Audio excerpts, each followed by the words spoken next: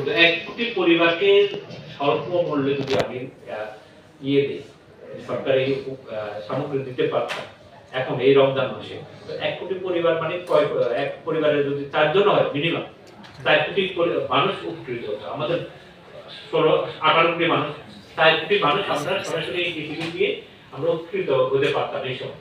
কিন্তু একটা আমাদের দুর্নীতির কারণে এই সরকারের মহৎ উদ্যোগটাকে আমরা একেবারে নষ্ট করে দেব।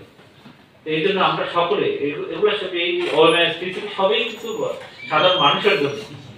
এই মেসেজটা আপনারা এই যদি আপনারা মনে করেন যে এটা আমরা এখানে কোনো দুর্নীতি করবো না, একেবারে গরিব মানুষের একটা হক, এই বিষয়ে আপনারা সচেতন থাকবেন। ওই পৃথিবীর মধ্যে যেন আপনাদের এই কাজটা ওএমএস যেন ভাবে ট্রিট না হয়, আপনারা এটা একটু খেয়াল রাখবেন।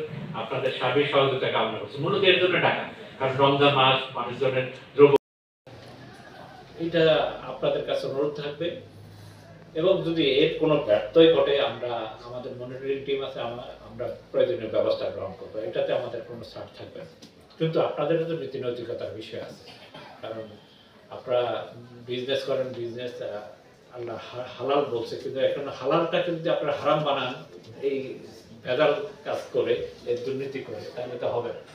আপনাদেরকে অনুরোধ করবো আপনারা এই যথাযথ, কারণ দেখেন আপনাদের ওএমএস দিচ্ছে টিসিবি উপজেলায় এবং শহরেও আমরা প্রতিদিন 5টি ট্রাক্সের, আগে ছিল না, ট্রাক্সের 5 জায়গায় হচ্ছে গতকাল থেকে শুরু হয়েছে। পরিবারকে টিসিবির কার্ড দেওয়া হয়েছে।